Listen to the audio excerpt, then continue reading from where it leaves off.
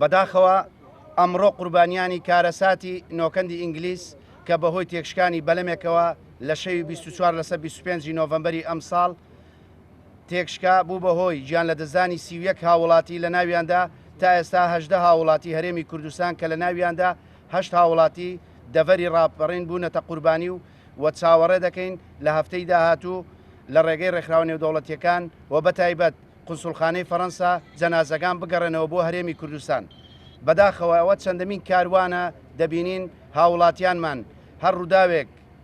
لە دوورگەکانی یۆناان ئیتالیا فەرەنسا ڕوو بدات گومانی تێدا نیە هاوڵاتیانی هەرێمی کوردستانی تێدای و لە ناویشیاندا پشکی شێربەر دەڤەری ڕاپەڕین کەوتووە.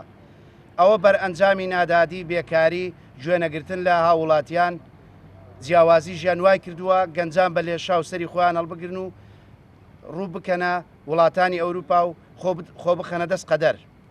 بۆیە لێرەوە داوا دەکەین وە چەندین جار داوامان کردووە حکوومەتی هەرێمی کوردستان بێتە سەرخەت و پلانێکی هەبێت بۆ ڕێگریکردن لەم کۆچە باچی تر هاوڵاتیانمان نەبنە خۆراکی دەریای ئیجا یاخود نەبنە قوربانی ڕێگاکانی بەلاروسیا.